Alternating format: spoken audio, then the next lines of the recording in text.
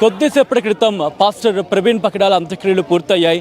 ఒక్కసారి ఆ విజువల్స్ చూపించే ప్రయత్నం చేస్తున్నాను. స్టిల్ ఇంకా కడసారి ఆయనకి వీడ్కోలు పలకడానికి అక్కడ ఇన్ఫ్యాక్ట్ వేల మంది ఇక్కడికి చేరుకున్న సందర్భం చూడొచ్చు. పూర్తిగా ఈ శ్మశాన వాటిక నిండిపోయిందనే చెప్పుకోవాలి ఇక్కడ జనాలతో. ఎందుకంటే అంత ఆ మేరకు ఇక్కడ జనాలు వస్తున్న సందర్భం. దాంతోపాటు కొంతమందిని ఎలౌ చేశారు ఇటు నుంచి వెళ్ళే వాళ్ళకి సంబంధించి, ఎందుకంటే అక్కడ వే కాస్త నేరోగా ఉంది వచ్చే దారికి వెళ్ళే దారికి సంబంధించి. ఈ నేపథ్యంలో కొంతమందిని లోపలికి ఎలౌ చేస్తున్నారు, మరి కొంతమందిని మాత్రం బయటకు పంపిస్తున్నారు. అలా మేనేజ్ చేస్తున్న పరిస్థితి అనే చెప్పుకోవాలి. అయితే ఇక్కడ ప్రధానంగా వినిపిస్తున్న మాట, నిన్న ఏ అంశం అయితే ప్రతిధ్వనించిందో అక్కడ రాజమండ్రికి సంబంధించి, అదే మాట ఈరోజు హైదరాబాద్లో కావచ్చు ఇక్కడ పరేడ్ గ్రౌండ్స్కి చేరుకున్న సందర్భంలో కూడా అదే అనుమానాలను వ్యక్తం చేయడం జరుగుతోంది.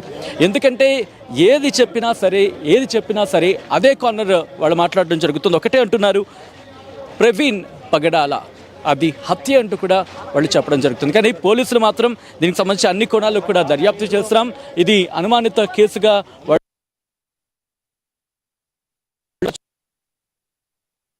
కూడా ఒకసారి మాట్లాడే ప్రయత్నం చేద్దాం. మీరు న్యాయ పోరాటం అంటూ ఒకసారి మాట్లాడే ప్రయత్నం చేయండి. ప్రవీణ్ పగడాల మృతికి సంబంధించి అనుమానాలు వ్యక్తం చేయడం జరుగుతోంది. వి వాంట్ జస్టిస్ అంటున్నారు. ఏంటి మీకు కావాల్సిన జస్టిస్ ఏంటి ఎటువంటి న్యాయం కోరుకుంటున్నారు? సార్, యాక్చువల్గా ఈ మరణం మీద చాలా అనుమానాలు ఉన్నాయి. చాలా ఈయన యంగ్ పాస్టర్స్కి, తర్వాత చాలామంది యూత్కి ఇన్స్పిరేషను. కాకపోతే ఇంతవరకు కూడా మాకు ఎటువంటి రిపోర్ట్ రాలేదు, ఎలాంటి విషయాలు కూడా బయట పెట్టలేదు. కాబట్టి వి వాంట్ జస్టిస్. కాబట్టి మేమందరం కూడా యవనస్తులందరూ కూడా మేము ముందుకు వచ్చి మాట్లాడుతున్నాము. మాకు న్యాయం జరగాలి. ఇంకా మీదట ఎవరి మీద ఇలాంటి దాడులు కానీ ప్రమాదం జరగకుండా చూడాలని మీడియా వారిని, మరి పోలీసు వారిని మేము కోరుతున్నాం సార్. ఇక్కడ ఒకసారి మీరు చూడొచ్చు, ఫోన్ కూడా లేదు అన్నది.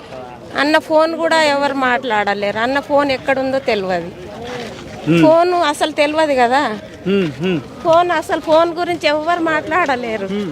ఫోన్ కావాలి కదా. ఫోన్లో ఎవరికి మాట్లాడారు అన్న చెప్పండి, అన్నకి అది కనుక్కోండి. ఏమంటారు ఒకసారి మళ్ళీ చెప్పండి. ఫోన్ ఉంది కదా అన్నకి. అన్న ఫస్ట్ ఎవరికి మాట్లాడిండో, లాస్ట్ దాకా ఎవరికి మాట్లాడిండో అని అడగండి. అది ఫోన్ కూడా తెలియదు. ఫోన్ అడుగుతలేరు ఎవరు, అందరూ టెన్షన్తో అడుగుతలేరు. అందుకే నేను అడుగుతున్నాను.